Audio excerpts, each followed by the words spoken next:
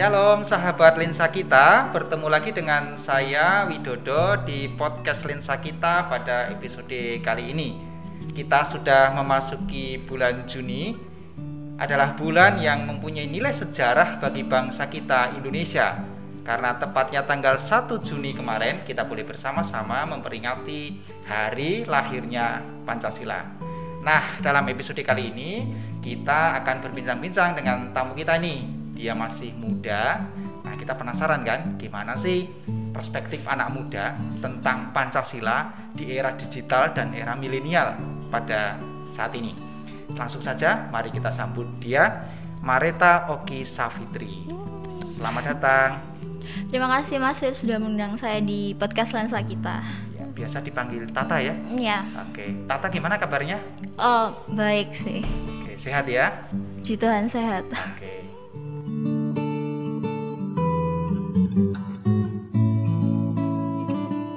Oke Tata, di tanggal 1 Juni kemarin kita sebagai warga negara sudah sama-sama memperingati hari lahirnya Pancasila.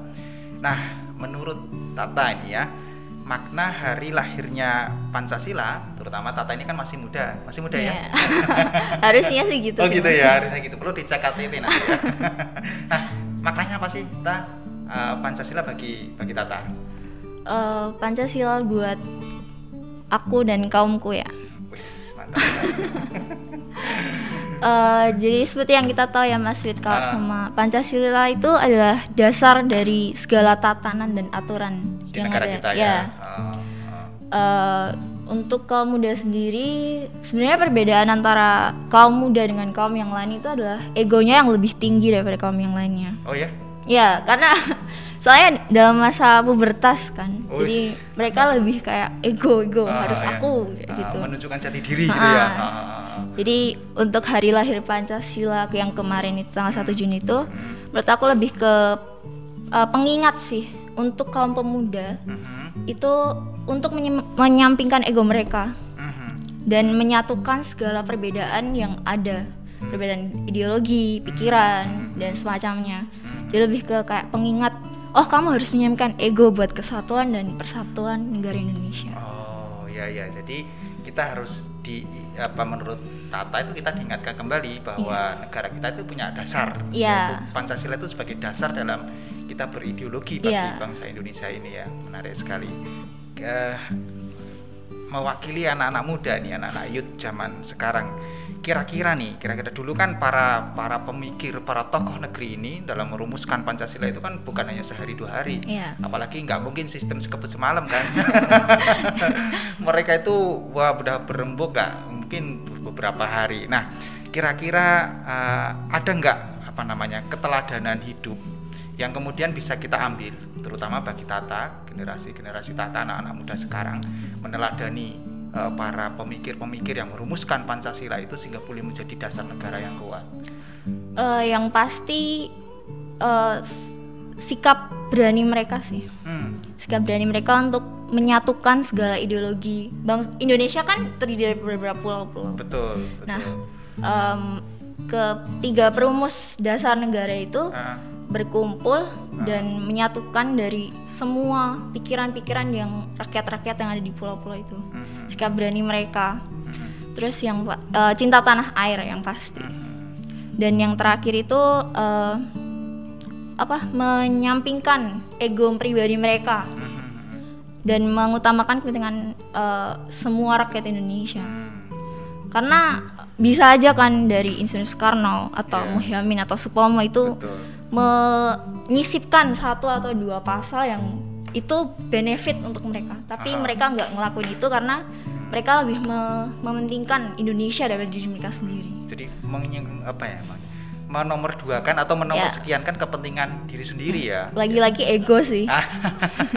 Betul ya. Jadi keberanian tadi ya menurut Tata itu yang perlu kita teladani, karena mungkin waktu itu kan masih zaman masih dijajah, betul. Kan bisa aja tiba-tiba Jepang masuk terus kayak betul ya. Kemudian bangsa ini adalah bangsa yang besar, lebih dari puluhan suku ya, itu untuk bisa mereka menyatukan itu bukan hal yang mudah. Nah, ini menarik sekali. Yang paling digarisbawahi adalah tentang ego tadi ya.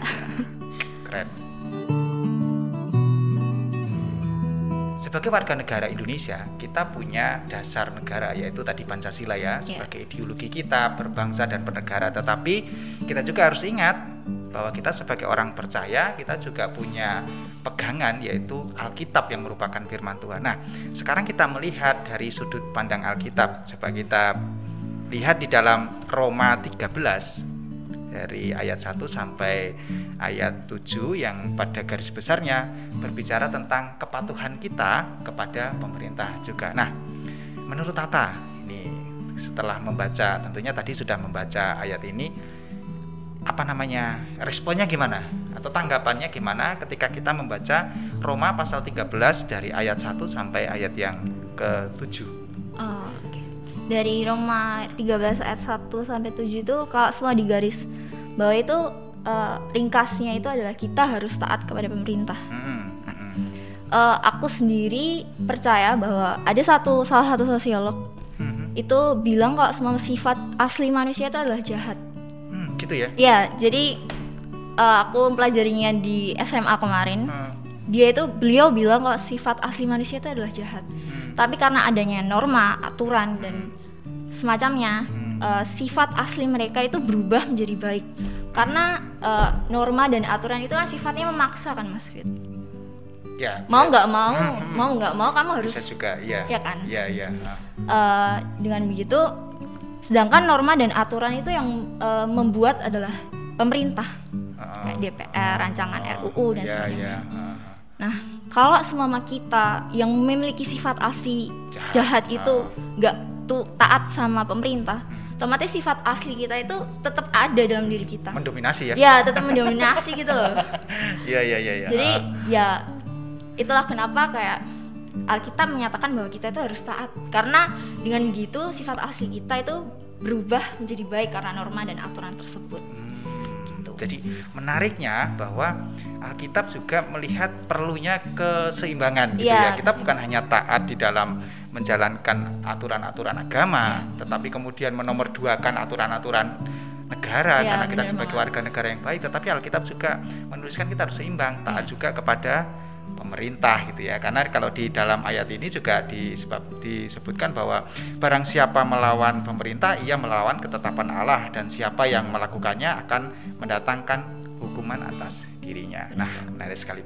Lalu gimana ini Pancasila sebagai dasar negara kita berjalan seiringan dengan ajaran iman kita sebagai orang percaya. Adakah hubungan dari nilai Pancasila dengan ajaran Kristus? Ada nggak korelasinya itu? Sebenarnya ada sih, Mas, kalau semua ditelaah lebih mendalam. Contohnya aja kalau semua Pancasila kita ringkas, itu bisa menjadi hukum kasih, 2 hukum kasih yang diajarkan Tuhan. Oh ya? Iya, kan kasihlah Tuhan Allahmu dengan segenap. Itu kalau semua dijabarkan itu bisa jadi sila pertama Pancasila, ketuhanan yang Maha Esa. Betul. Terus kalau sama hukum kasih yang kedua adalah kasihlah sama manusia seperti diri sendiri, itu kalau dijabarkan jadi sila ke-2, 3, 4, 5. Sebenarnya balance banget sih. Keren ya, keren. Berarti tetap ada korelasi yang kuat ya. Nah, kira-kira nih apakah menurut Tata anak-anak muda sekarang punya pola pikir yang sama seperti yang Tata maksudkan, bahwa ada korelasi antara Pancasila dengan firman Tuhan, itu gimana menurut Tata? Kalau menurut aku pribadi sih, sebenarnya kalau boleh jujur ya, mungkin aja setiap orang kan punya pemikiran yang berbeda. Betul. Apalagi cara mereka memandang dunia dengan cara aku memandang dunia kan beda. Iya. Jadi pasti aja ada satu atau 2 orang yang mereka itu nggak mandang seperti yang aku pandang ke dalam dunia ini loh. Jadi itulah kenapa aku di sini untuk menyatakan itu semua. Mantap, menyuarakan ya. keren. Nah, ini sekarang ini yang perlu ini. Kira-kira itu contoh konkret apa sih yang bisa dilakukan kita sebagai warga negara yang baik berideologi Pancasila? Sebenarnya gampang sih, Mas, kalau gampang ya, berarti sudah dilakukan ini. Puji Tuhan udah sih. Mantap. Contohnya sesuatu yang simple aja sih, kayak berbuat baik untuk sesama. Berbuat baik untuk sesama itu kan simple kan ya. Tapi melakukannya kan nggak sesimpel yang iya kita makan. Iya sih. Cuman itu adalah salah satu yang simpel dibandingkan yang lain lah. Oh gitu ya. Dibandingkan yang lain. Cuman itu sebenarnya berdampak yang bagus banget. Bahkan aku pernah dengar suatu cerita Kak, sama ada orang yang mau bunuh diri. Cuman ada cewek itu kayak nawarin dia buat ngopi bareng. Terus akhirnya kayak dia bilang ke cewek itu, makasih ya udah ngajak aku ngopi bareng sehingga aku nggak bunuh diri. Itu kan sesuatu yang simpel, padahal kayak si cewek itu cuma kayak ngajak buat ngopi bareng.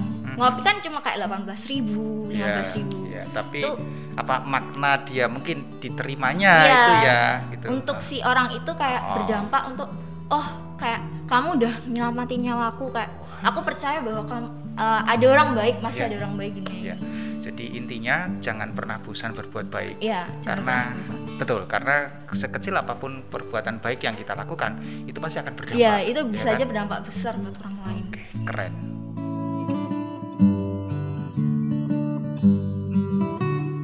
Nah, kalau kita bicarain tentang Pancasila di era milenial ini seru ya, Taya. Artinya kita ini anak-anak di era, saya bukan anak-anak ya, kalian yang anak-anak itu ya. Di era digital ini terus kita harus bicarain Pancasila yang itu lahir puluhan tahun yang lalu dan harus dihidupi di hari-hari ini dan masa-masa gini. Sebenarnya sangat menarik sekali, tapi sayang sekali waktu kita sudah habis di episode kali ini. Tata, terima kasih untuk kehadirannya. Saya juga terima kasih Mas. Seru banget sebenarnya. Oh ya, keren ya. Waktu perjalanan ke sini gugup banget kayak gitu tremor. Ya? Terus ketemu saya tambah gugup nggak? Pejutan nggak sih? Mungkin karena kepercayaan diri saya juga sih. Saya yang kepedean berarti tadi ya. Ginilah kalau bicara sama anak muda itu ya. Jadi pokoknya seru dan seru. Nah, sahabat lensa kita sudah sampai pada akhir episode kali ini. Kita sudah bincang-bincang dengan tamu kita, Tata. Keren kali kan? Gimana sih opini dia tentang Pancasila, tentang firman Tuhan. Nah ini nih, anak muda itu harus kayak gini ya, punya prinsip yang kuat di dalam hidup. Kita sudah bicara tentang ideologi bangsa, yaitu Pancasila yang mempersatukan kita semua. Kemudian ternyata ada korelasi yang kuat antara Pancasila dengan firman Tuhan yang baru kita baca.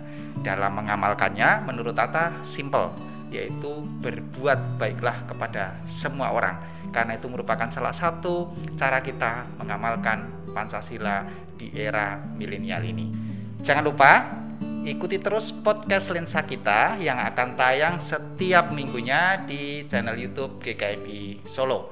Dan yang pasti jangan lupa juga untuk tetap pakai masker. Siapa ya Taya? Cuci tangan pasti. Cuci tangan, oke. Terus jaga jarak gitu ya. Dan bawa hand sanitizer. Hand sanitizer kemana-mana supaya tangan kita tetap bersih. Dan yang pasti jangan lupa makan makanan yang bergizi dan cukup.